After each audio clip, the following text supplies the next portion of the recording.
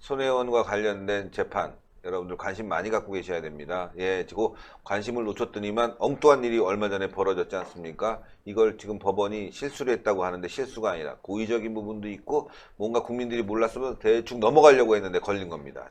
앞으로 손혜원 재판 제대로 될 수 있게 여러분들 큰 관심 부탁드리면서요. 우동근 기자가 또 전하겠습니다. 네, 그 얼마 전에 저희가 신의 한 수를 통해서 보도드린 바도 있습니다. 바로 이 손혜원 부동산 논란이 있지 않습니까?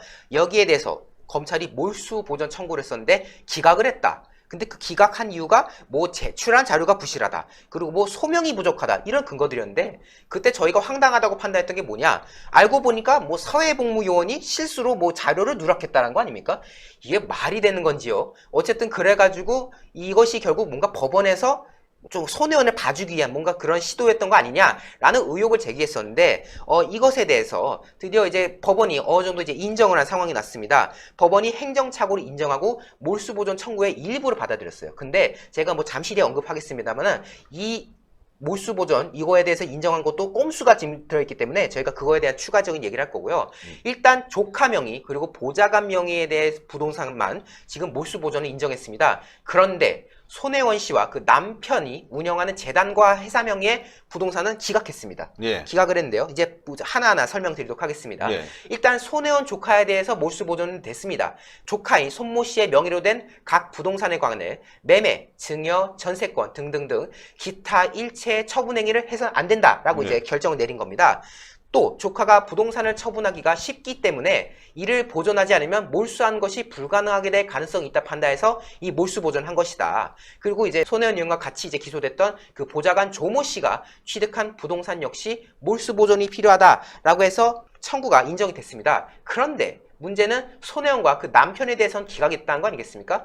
그 이유를 보면요. 목포시와 관련한 도시재생 뉴딜 시범 사업에 관한 내용이 외부적으로, 그러니까 밖으로 이제 공개적으로 발표됐던 거는 2017년 12월 14일 이후다. 근데 이 이후에는 해당 사업에 대해서 비밀성이 상실됐다 판단해야 된다. 그러니까 17년 12월 그 14일 이후로는 모두가 다 알고 있는 공공연하게 여기는 이런 사업을 하는 거다라는 것이 알려져 있기 때문에 비밀성이 상실됐다. 그러니까 요거는 뭐 문제가 없는 거다. 이런 요지를 말한 건데 이 비밀성이 상실된 이후에 취득한 그 크로스포인트 재단 명의의 부동산이 범죄로 취득한 것이라는 검사의 주장은 받아들이지 않는다.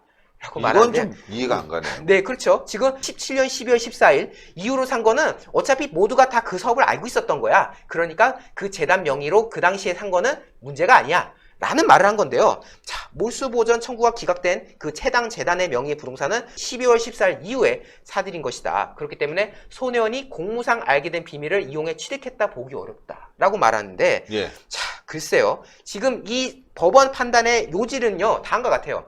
그 몰수보전 청구가 인용된 그 조카와 보좌관의 부동산은 2017년 6월에서 9월 사이에 취득한 겁니다. 네. 그러니까 이제 발표되기 전이죠. 그리고 그 이제 발표가 된 그 국무조정실에서 발표된 이후에 그것은 이제 손혜원 그리고 남편 이 사람들은 이 이후에 샀다는 거예요. 그러니까 결국 논란이 지금 더더욱 심화된 겁니다. 꼼수가 있었다는 거죠. 네. 이 손혜원 씨와 관련해서 혐의가 뭐였느냐? 손혜원과 그리고 그 보좌관 조 씨가 일반인들에게 공개되지 않은 상태에서 그 공개되지 않은 그 목포시 내에 도시재생사업 자료를 제공받았다는 거 아닙니까? 근데 거기에 대해서 당시에 손혜원 의원이 뭐라면은 뭐 글씨가 작아서 뭐 나는 그건 뭐 그건 줄 몰랐다. 뭐 이상한 궤변을 늘어났어요. 그런데 어쨌든 그 내부 정보를 이용해 가지고 14억 원 가량의 목포 그 근대 역사 문화 공간 내에 부동산을 사들였다. 그래서 6월에 기소한 거 아닙니까? 이것도 참 늦게 기소된 거였죠. 예. 이 검찰은 이거에 대해서 이제 공무상 취득한 비밀이다. 그러니까 내부 정보를 이용한 것이지 않느냐. 손혜원 의원이 또 문체위 또 활동을 하다 보니까 결국 이제 정보를 이제 습득할 수 있는 위치인 거고 그렇기 때문에 이거는 내부 정보, 그러니까 공무상 취득한 비밀이라 판단해서 부패방지법 위반 혐의를 적용했던 건데 이 법원의 회귀한 논리, 조카랑 보좌관이 산 거는 외부에 알려지기 전에 샀으니까 몰수보전이고 손혜원과 남편이 산 거는 외부에 알려진 뒤에 샀으니까 괜찮다? 지금 이런 논리인 거예요.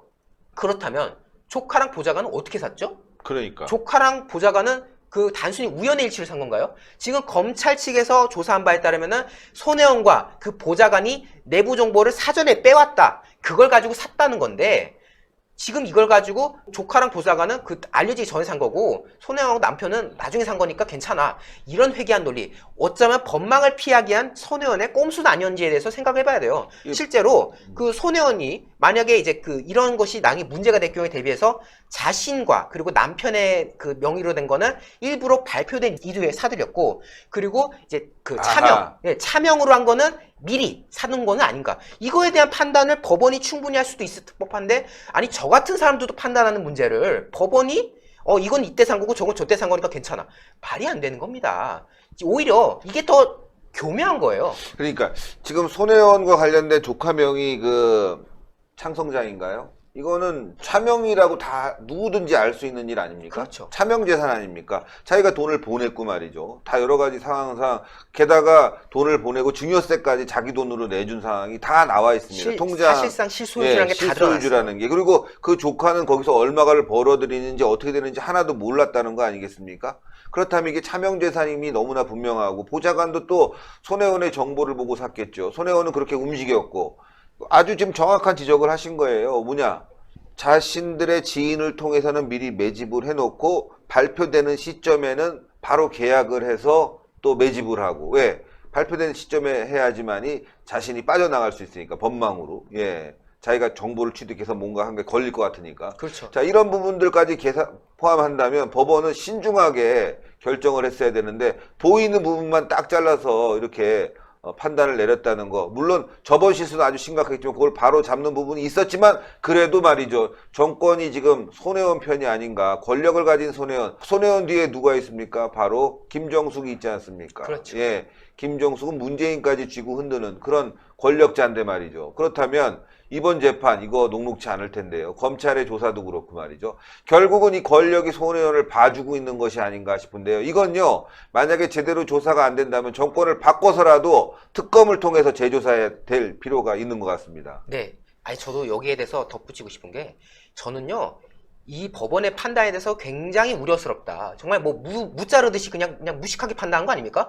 이건 이전, 이건 이후 이런 식으로 했다는 건데, 사실관계, 그러니까 저 같은 사람들도 이게 지금 충분히 눈에 보이지 않습니까? 이미 보도를 통해서, 그리고 이제 검찰 조사를 통해서 창성장 등등의 그 조카라든가 보좌관 명의의 것들이 손혜원 의원이 실소유주로 거의 명확하게 보여지는 그런 부분이 뚜렷하게 다 나왔는데, 이걸 가지고 지금 이런 식으로 판단했다는 거. 오히려, 그리고요 이런 식의 매매 방법이 오히려 손혜원이 얼마나 비윤리적이고 부도덕한 사람인가를 더 드러내는 거예요. 그러니까. 자신의 권한을 이용해서 내부 정보를 빼돌렸다는 의혹, 그리고 그런 와중에 내부자 정보를 통해서 사들였다는 것이 노골적으로 드러나면 안 되니까 그걸 또 조카 명의, 뭐 보좌관 명의 이런 식으로 지금 사들였다는 거. 오히려 내부자 정보를 일찌감치 알아서 일찌감치 사전 작업을 다 해놓고, 그리고 발표된 이후에 마저 부족한 부분을 남편과 자신의 명의로 사들였다. 저는 이렇게 해석을 충분히 할 수 있다 보는데 법원은 그게 보이지 않았나 봅니다. 전 이해가 안 돼요. 예, 여러 가지 의심스러운 부분이 많은데 그 중에 하나가 우리 박근혜 대통령 재판과 관련해서도 그렇네요. 예, 묵시적, 암묵적 이런 표현을 써가면서 죄를 뒤집어 씌워놨는데, 어떻게 손혜원은 이렇게 무자르듯이 눈에 딱 보이는데, 차명재산, 보좌관 시켜서 또 한 여러 가지 정황들 다 보이고 있는데도 불구하고 재판부가 이렇게 결정하죠.